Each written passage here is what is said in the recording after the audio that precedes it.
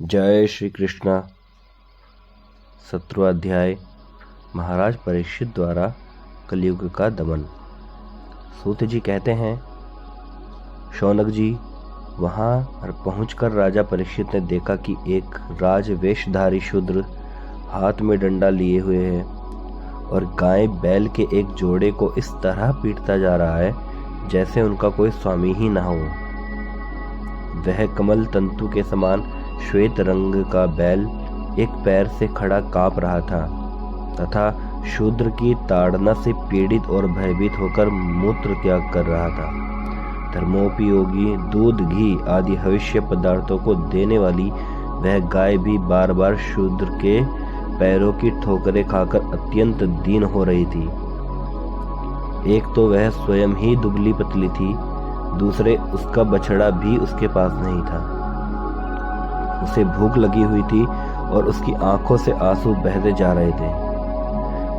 स्वर्ण जटित रथ पर चढ़े हुए राजा परीक्षित ने अपना धनुष चढ़ाकर मेघ के समान गंभीर वाणी से उसको ललकारा, अरे तू कौन है जो बलवान होकर भी मेरे इस राज्य के इन दुर्बल प्राणियों को बलपूर्वक मार रहा है।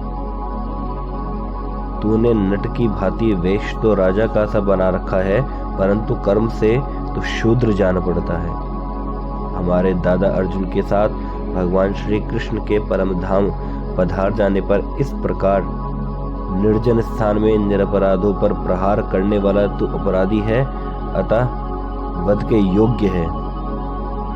उन्होंने धर्म से पूछा, कमलनाल के समान आपका श्वेत वर्ण है, 3 पैर न होने पर भी आप एक ही पैर से चलते फिरते हैं, यह देखकर मुझे बड़ा कष्ट हो रहा है। बतलाइए, आप क्या बैल के रूप में कोई देवता हैं? अभी यह भूमंडल कुरुवंशी नरपतियों के बाहुबल से सुरक्षित है। इसमें आपके सिवा और किसी भी प्राणी की आंखों से शोक के आंसू बहते मैंने नहीं देखे। धेनुपुत्र, अब आप शोक ना करें, इसे शूद्र से निर्भय हो जाए। गोमाता, मैं दुष्टों को दंड देने वाला हूँ, अब आप रोए नहीं, आपका कल्याण हो। देवी, जिस राजा के राज्य में दुष्टों के उपद्रव से सारी प्रजा त्रस्त रहती है, उस मतवाले राजा की कीर्ति, आयु, ऐश्वर्य और परलोक नष्ट हो जाते हैं। राजाओं का परम धर्म यही है कि वे दुखियों का दुख दूर करें। यह महादुष्ट और प्राणियों को पीड़ित करने वाला है, अतः मैं अभी इसे मार डालूंगा। सुरभि नंदन, आप तो 4 पैरों वाले जीव हैं, आपके 3 पैर किसने काट डाले? श्री कृष्ण के अनुयायी राजाओं के राज्य में कभी कोई भी आपकी तरह दुखी न हो। वृषभ, आपका कल्याण हो। बताइए, आप जैसे निरपराध साधुओं का अंग भंग करके किस दुष्ट ने पांडवों की कीर्ति पे कलंक लगाया है? जो किसी निरपराध प्राणी को सताता है, उसे चाहे वह कहीं भी रहे, मेरा भय अवश्य होगा। दुष्टों का दमन करने से साधुओं का कल्याण ही होता है। जो उद्दंड व्यक्ति निरपराध प्राणियों को दुख देता है, वह चाहे साक्षात देवता ही क्यों न हो, मैं उसकी बाजूबंद से विभूषित भुजा को काट डालूंगा। बिना आपत्ति काल के मर्यादा का उल्लंघन करने वालों को शास्त्रानुसार दंड देते हुए अपने धर्म में स्थित लोगों का पालन करना राजाओं का परम धर्म है। धर्म ने कहा, राजन, आप महाराज पांडु के वंशज हैं, आपका इस प्रकार दुखियों को आश्वासन देना आपके योग्य नहीं है। योग्य ही है, क्योंकि आपके पूर्वजों के श्रेष्ठ गुणों ने भगवान श्री कृष्ण को उनका सारथी और दूत आदि बना दिया था।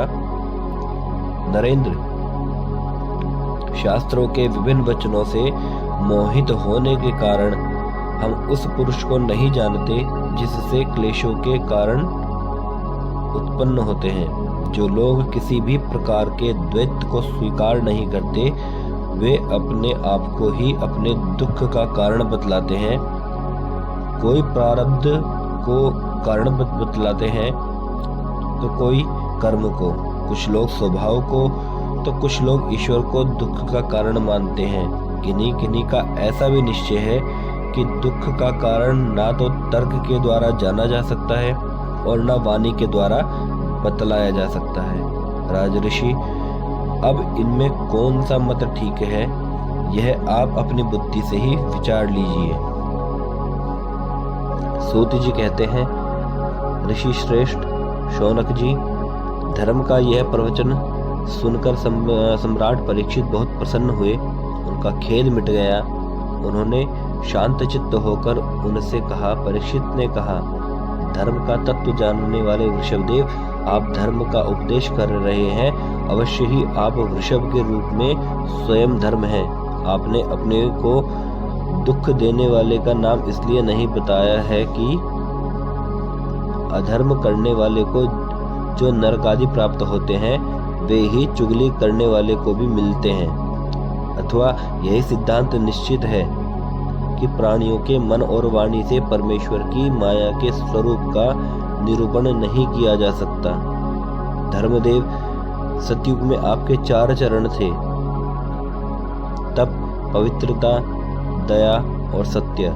इस समय अधर्म के अंश गर्व, आसक्ति और मद से 3 चरण नष्ट हो चुके हैं। अब आपका 4था चरण केवल सत्य ही बचा है। उसी के बल पर आप जी रहे हैं। असत्य से पुष्ट हुआ यह अधर्म रूपी कलयुग उसे भी ग्रास कर लेना चाहता है। ये गोमाता साक्षात पृथ्वी है। भगवान ने इनका भारी बोझ उतार दिया था और ये उनके राशि राशि सौंदर्य बिखेरने वाले चरण चिन्हों से सर्वत्र उत्सवमयी हो गई थी। अब ये उनसे बिछुड़ गई हैं। ये साध्वी अभागिनी के समान नेत्रों में जल भरकर यह चिंता कर रही हैं कि अब राजा का स्वांग बनाकर ब्राह्मण द्रोही शूद्र मुझे भोगेंगे। महारथी परीक्षित ने इस प्रकार धर्म और पृथ्वी को सांत्वना दी। फिर उन्होंने अधर्म के कारण रूप कलयुग को मारने के लिए तीक्ष्ण तलवार उठाई। कलयुग ताड़ गया कि ये तो अब मुझे मार ही डालना चाहते हैं, अतः झटपट उसने अपने राज चिन्ह उतार डाले और भय विह्वल होकर अब उनके चरणों में अपना सिर रख दिया। परीक्षित बड़े यशस्वी, दीनवत्सल और शरणागत रक्षक थे। उन्होंने जब कलयुग को अपने पैरों पर पड़े देखा तो कृपा करके उसको मारा नहीं, अपितु हंसते हुए से उससे कहा। परीक्षित बोले, जब तू हाथ जोड़कर शरण आ गया तब अर्जुन के ये यशस्वी वंश में उत्पन्न हुए किसी भी वीर से तुझे कोई भय नहीं है, परंतु तू अधर्म का सहायक है, इसलिए तुझे मेरे राज्य में बिल्कुल नहीं रहना चाहिए। तेरे राजाओं के शरीर में रहने से ही लोभ, झूठ, चोरी, दुष्टता, स्वधर्म त्याग, दरिद्रता, कपट, कलह, दंभ और दूसरे पापों की बढ़ती हो रही है। अतः अधर्म के साथी इस ब्रह्मावर्त में तू एक क्षण के लिए भी ना ठहरना, क्योंकि यह धर्म और सत्य का निवास स्थान है। इस क्षेत्र में यज्ञ विधि के जानने वाले महात्मा यज्ञों के द्वारा यज्ञ पुरुष भगवान की आराधना करते रहते हैं। इस देश में भगवान श्री हरि यज्ञों के रूप में निवास करते हैं। यज्ञों के द्वारा उनकी पूजा होती है और वे यज्ञ करने वालों का कल्याण करते हैं। वे परमात्मा भगवान वायु की भांति समस्त चराचर जीवों के भीतर और बाहर एक रस स्थित रहते हुए उनकी कामनाओं को पूर्ण करते रहते हैं। सूत जी कहते हैं, परीक्षित की यह आज्ञा सुनकर कलयुग सिहर उठा। यमराज के समान मारने के लिए उद्यत हाथ में तलवार लिए हुए परीक्षित से वह बोला।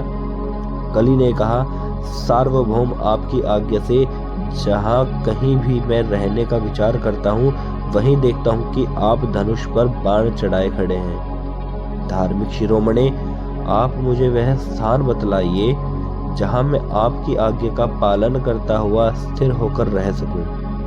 सूत जी कहते हैं, कलयुग की प्रार्थना स्वीकार करके राजा परीक्षित ने उसे 4 स्थान दिए: द्यूत, मद्यपान, स्त्री संग और हिंसा।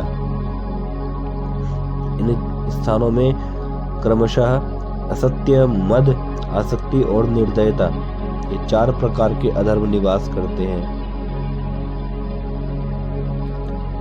उसने और भी स्थान मांगे, तब समर्थ परीक्षित ने उसे रहने के लिए एक और स्थान दे दिया, स्वर्ण।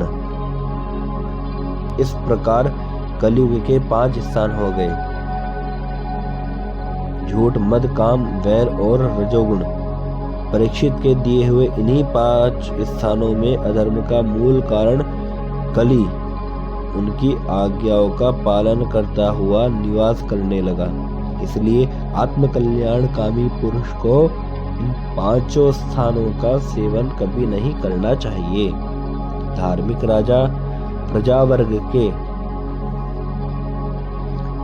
लौकिक नेता और धर्मोपदेष्टा गुरुओं को तो बड़ी सावधानी से इनका त्याग करना चाहिए। राजा परीक्षित ने इसके बाद वृषभ रूप धर्म के 3 चरण तपस्या, शौच और दया जोड़ दिए और आश्वासन देकर पृथ्वी का संवर्धन किया।